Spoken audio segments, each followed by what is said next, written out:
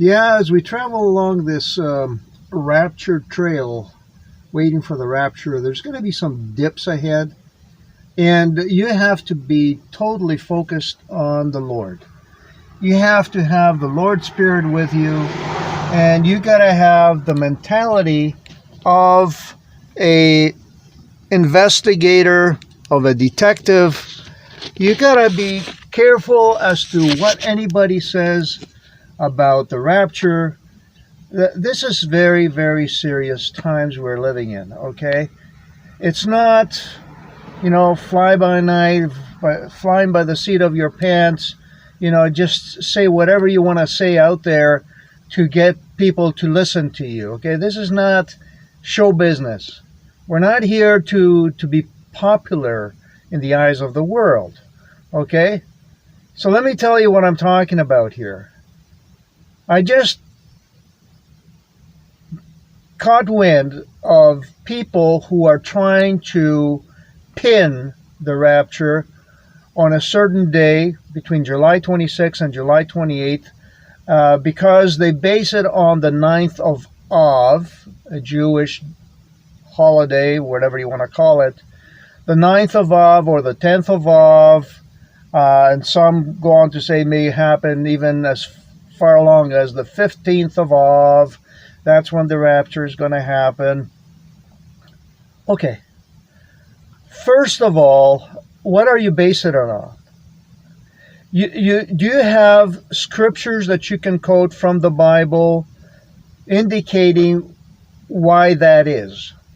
Why that is? Because all the scriptures I have read about the rapture indicate that nobody, not the angels in heaven, not the Son of God, knows the day or the hour of that rapture.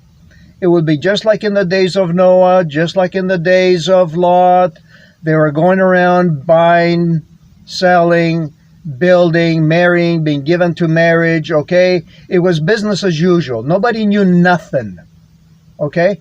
Now, we are definitely told to be on the lookout, to have our heads up.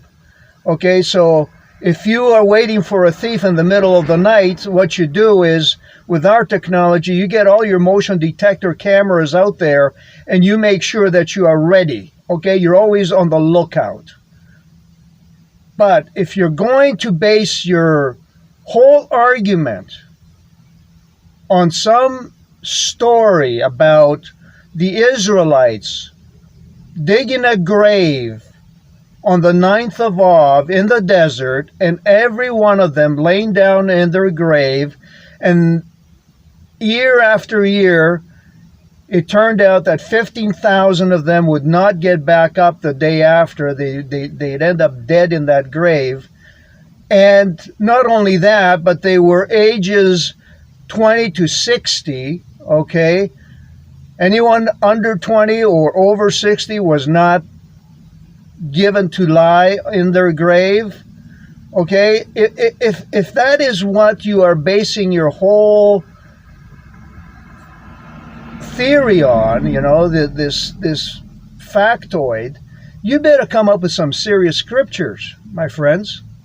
And I looked everywhere. I looked in Exodus, I looked in Numbers, Deuteronomy, and I don't see nothing that closely compares to your fabricated tale, the myth that on the 9th people died in their grave, and on the 10th people came out of their grave because they hadn't died, and therefore that signifies that, well, we're going to be raptured on the 10th of Av.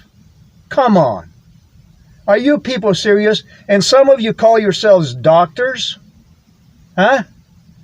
Seriously, no, I'm serious. You don't know who you're talking to, okay? You're talking to the guy who went out of his way after he left the Mormon cult to create 350 videos of the Mormon fraud and had veiled death threats, numerous veiled death threats, and kept on going, okay?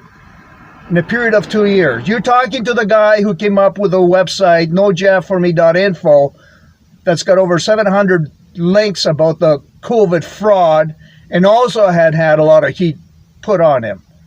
You're talking to the guy that YouTube decommissioned his channel. PayPal decommissioned him. And others decommissioned me because of my views on COVID. So please, okay, you better get your head out of you-know-what and start smelling the roses here. Okay, this is reality. This is not a chump, feel-good kind of time of the Earth's history, where you got to try to make people feel good because there's going to be a 9th of Av that's going to resurrect everybody on the 10th or on the 9th, July 26th to July 28th. Come on. Seriously, come on. Get a grip. And you call yourselves doctors of what? Doctors of bullshit.